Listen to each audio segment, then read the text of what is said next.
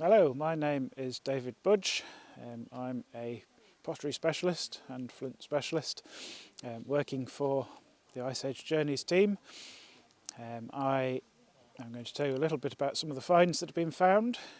We have been test pitting now for almost a week this season, and we've got a number of finds that have appeared.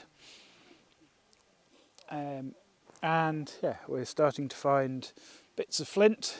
So we've got some of the flint here that I can show you. The biggest bit of flint that we have is this one here. And this is a piece of flint that's come from the outer surface of the flint nodule. They've done some working, so they've taken some flakes off the edge of this piece of flint, but then it's broken along a frost fracture that existed within the flint nodule. And that sometimes happens when you're using flint that you've collected from surface deposits. It can have flaws in it, and you can start knapping it, and then the flint nodule will just disintegrate. That sort of thing is unlikely to have been moved very far from where they were working it. It's not usable as a tool, really. It's a piece that will have been discarded. So that is the sort of thing that suggests that they are sat flint knapping out on the floodplain. So that's very interesting to find. And then some of the other bits that we've got, most of it is quite small bits. So that was the largest bit that we found so far. Most of the bits we found are much smaller. And this is a tiny little bit. So yeah, this piece of flint is interesting in that it's been worked, but it's also been burnt. And that can happen if they are flint knapping around a campfire. It's often an activity that's done around campfires, and bits of flint can fall into the fire and get burnt. So it might suggest they have campfires out here on the floodplain as well. That's quite interesting. Lots of other small bits of flint. It's not just flint that we're finding.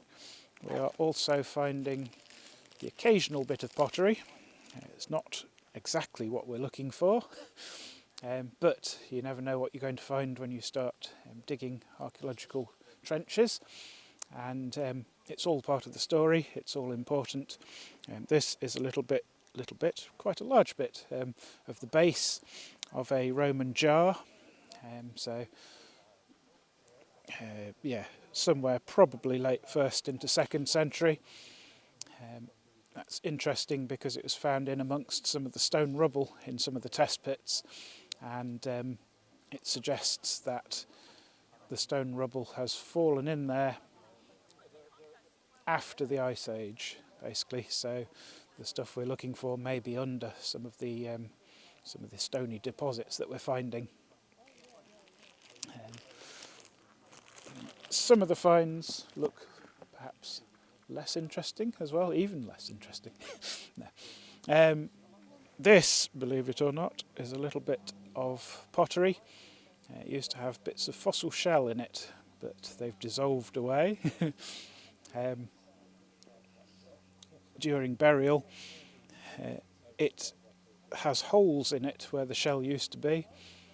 Some of those holes show that the things in it were fossil shells. Some of them show that it was a type of fossil called a bryozoa, which is full of little holes. And that tells me that this one is from the Northamptonshire area, so it's come up a fair way, and it's at least 1,000 years old. It's kind of either side of the Norman conquest by about 100 years.